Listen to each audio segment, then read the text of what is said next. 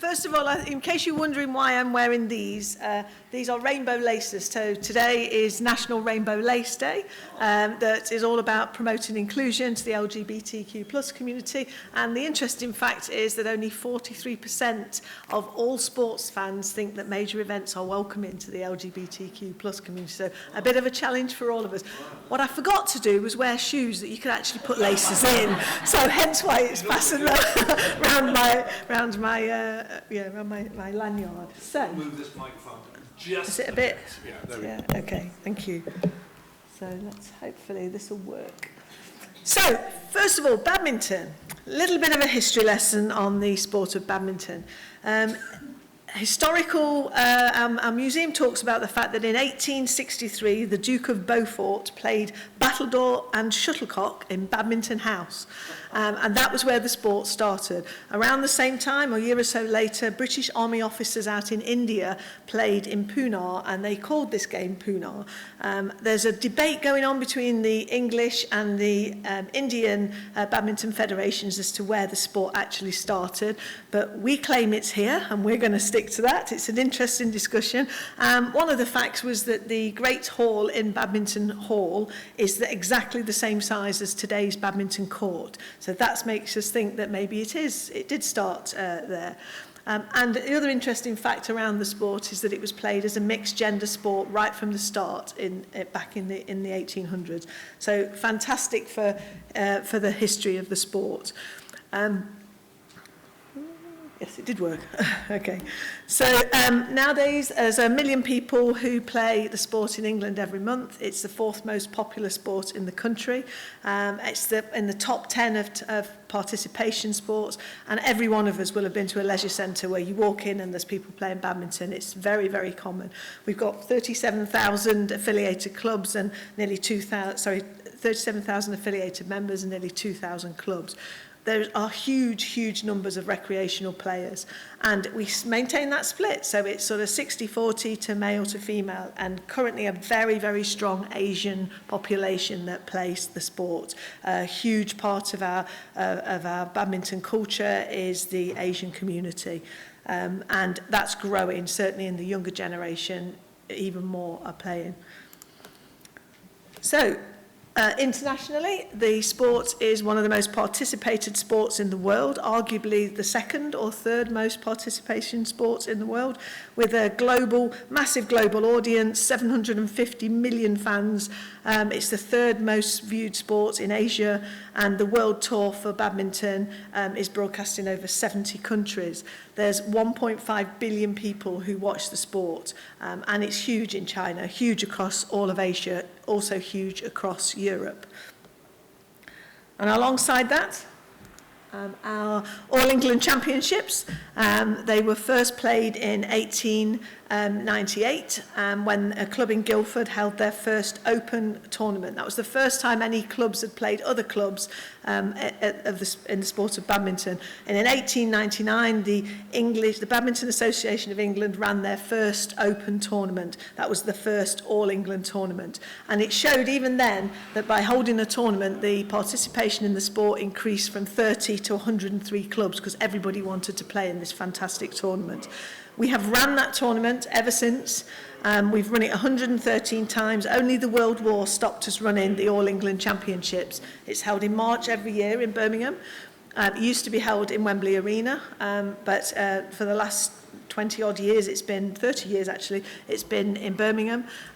Even through COVID, we still managed to deliver the event. The event was ran at that weekend when the Cheltenham Gold Cup took place, and we were the other event that was taking place that weekend. The following year, it was done behind closed doors, and then this year was the first year back with spectators. So we've run it all the way through. It was known as the World Championships because it was the biggest and the best.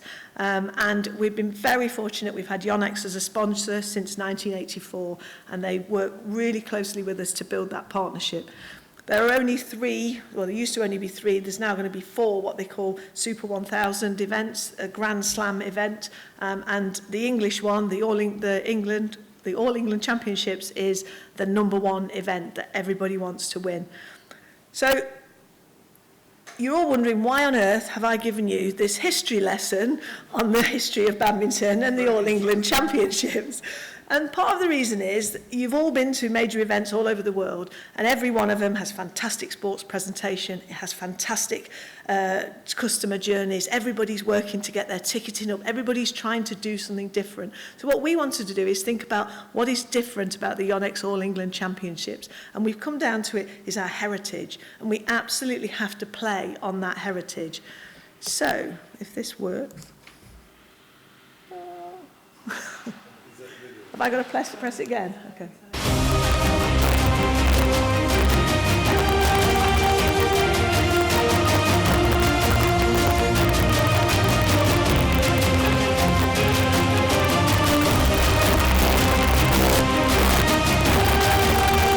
It's one of the biggest tournaments of the year, and it was one of my biggest dreams coming through winning it, but also really great to see all the spectators being back in the stands.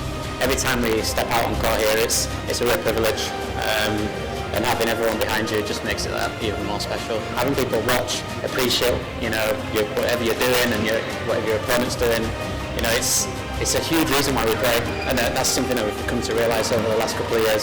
其实我很享受在这边比的每一场比赛，因为我觉得在这里打球的气氛。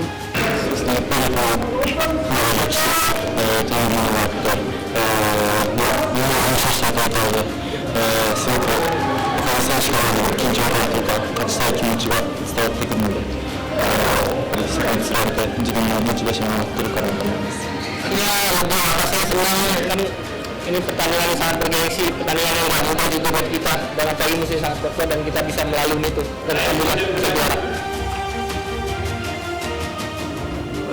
Bisa juara di turnamen tertua ini.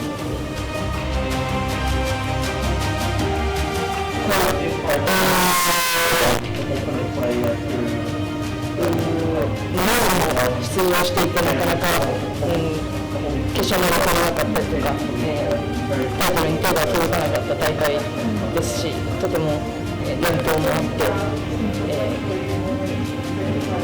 興味のある大会なので優勝することができてとても嬉しいです。バドミントンやり始めて、テレビとか強い選手を見てたのがこの大会ですし、この場所で勝ってやりたいっていう本当に小さい頃から思ってたので。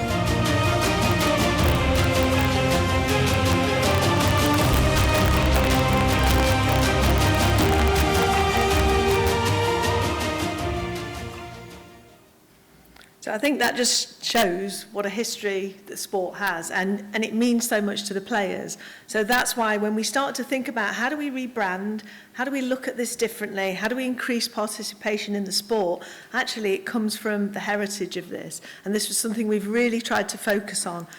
So and at the moment we're looking at a rebrand, we're looking at how we're going to deliver this event for the next 4 years, and all of that focus has been around how can we take the heritage and give that a modern touch and bring it into the current way of thinking for the sport, to really use it to inspire everybody to start playing badminton and to make this the biggest and best event, continue to be the biggest and best event. It's often called the Wimbledon of badminton. So what I want is this to be like Wimbledon, have that Wimbledon effect that for 2 weeks afterwards, everybody picks up a badminton racket and wants to play the sport. And that's what we're really trying to achieve. We're looking at all sorts of things about how we can bring that heritage back into the event and how we can stay focused on delivering a top quality event, but with a real heritage piece at the core of what we do.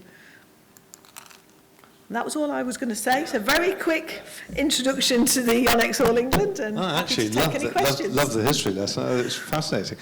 Questions, comments from the floor? Yeah.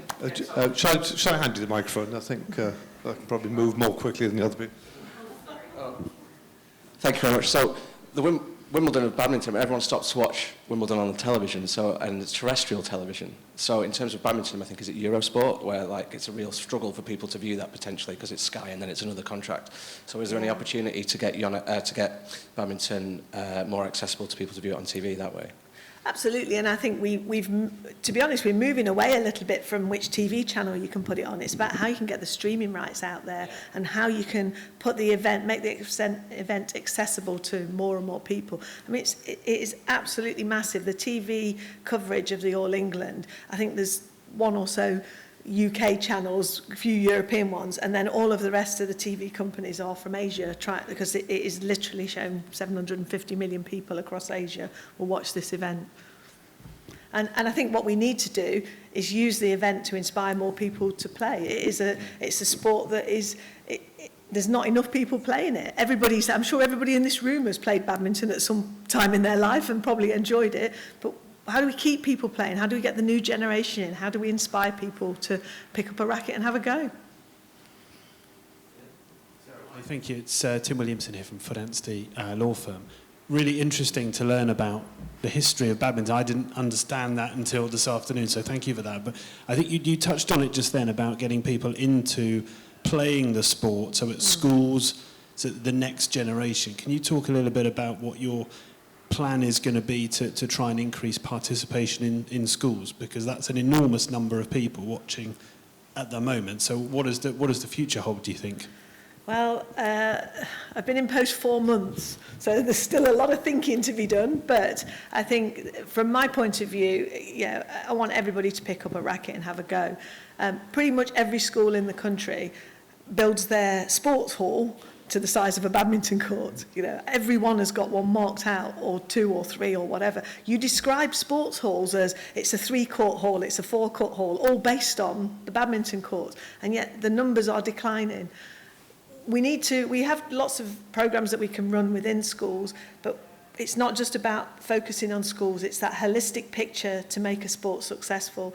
We've got to have more coaches. But there's no point in having more coaches if we haven't got facilities for them to play in. There's a massive challenge with indoor sports across this country at the moment. 160-odd million pounds is needed just to bring leisure centres up to the fit-for-purpose level. That's without building a single extra court. So a huge challenge in this country for all indoor sports to tackle.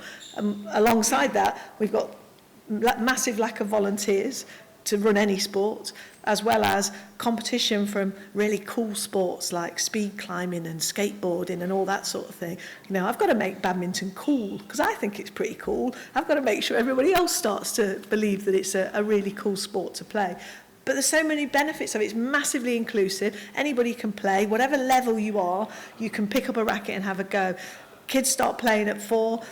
England Masters played out in Slovenia a few weeks ago and we won a gold at the over 80s level. So, it literally is from 4 years old to 80 plus that people are playing the sport, and you can play very easily. We've been talking about, this idea of escapism. So you go to badminton to escape from the traumas of life, the stresses of life. Instead of going to the gym or going out for a run, let's go and play badminton instead. It's much more fun, much more social, and you'll get the same health benefits. So big job to do there.